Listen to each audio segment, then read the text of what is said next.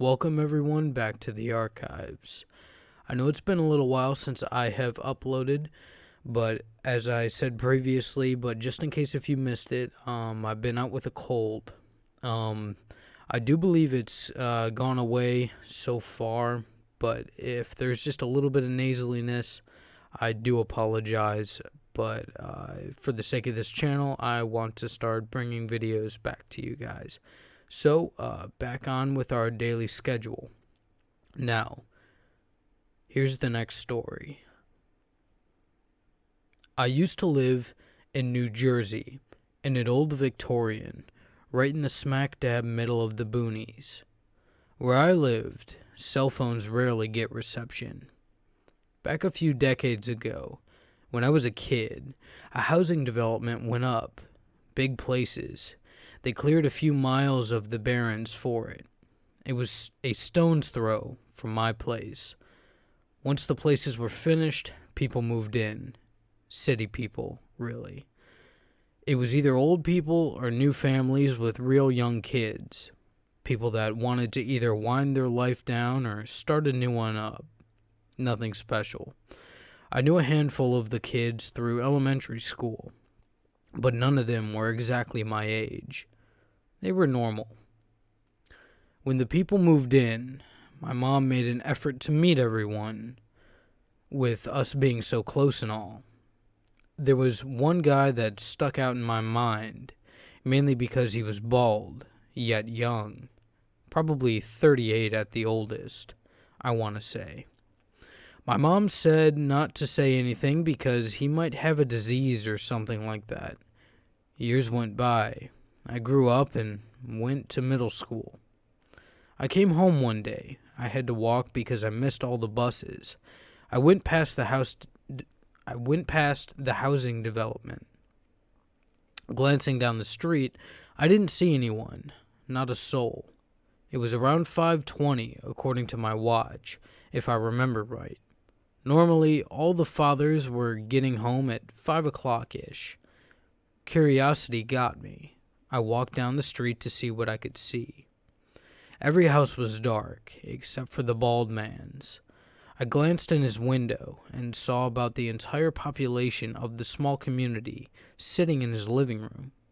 Children, parents, the elderly, everyone. Standing in the middle of everything was the bald man. It seemed as though it was just a casual meeting. People were talking and laughing. Whatever. I didn't know why the hell I cared anyway. I walked home and got grounded for being late and not calling from school. That night, my mom got a call from another local neighbor saying that she was hearing unsettling grinding noises from the small community. My mom said that someone was probably getting work done. When she asked if I had seen anything on my way home, I didn't answer, as I was still bitter that she had grounded me in the first place. The next day, every kid from that small neighborhood was marked absent in school, and the day after that. The police went into an investigation that night. The first thing they found was an ear on the front lawn of the bald man's house, a severed human ear. A child's arm was found in a trash can, dumped with a few empty pizza boxes, and a man's split-open torso was located in the woods behind the property, with human bite marks penetrating the flesh. The rest of the community was inside the house. All the entrances, both doors and windows, were boarded shut. When they broke down the door, they found the corpses of everyone, the entire development's population, children, parents, the elderly, everyone. Some were mutilated beyond initial recognition, and some were missing organs like livers and kidneys. Forensics showed that the victims were alive when the organs were taken out. A child's body was also found in the oven of the house, burnt to the point where the skin melted. Forensics showed that the child was alive when the skin started to melt. Children, parents, the elderly, everyone. Everyone except for the bald man. A background search on him proved that he was involved in a local sect of the account, which are known to practice in the Pine Barrens. He fled. He hasn't been found.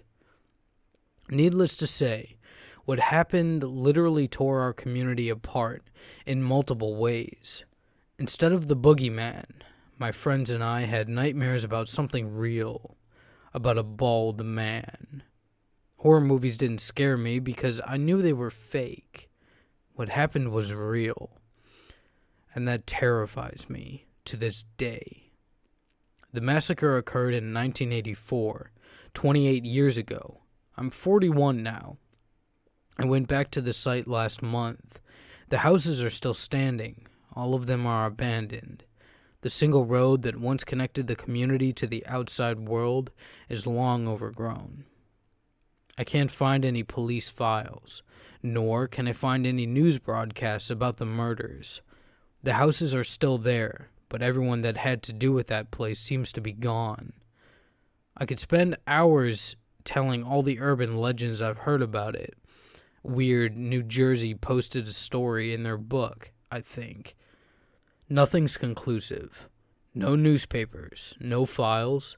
I searched the records of some of the children from my school. They were never legally documented.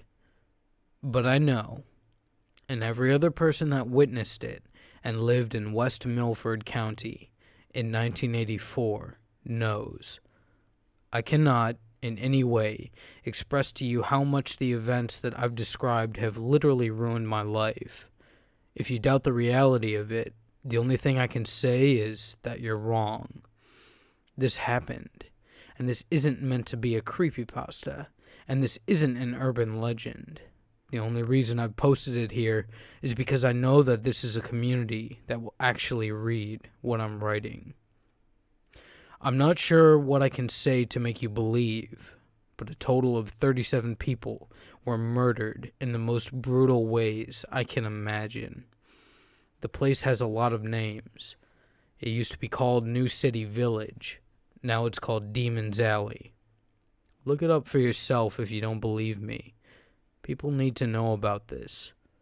For all it's worth, please share this.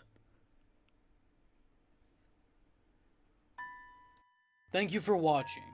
Make sure you subscribe to hear more of what I do here. If you like what you heard, make sure you give this video a like, as your support means everything to me. I hope you have a marvelous day. And as always, stay creepy.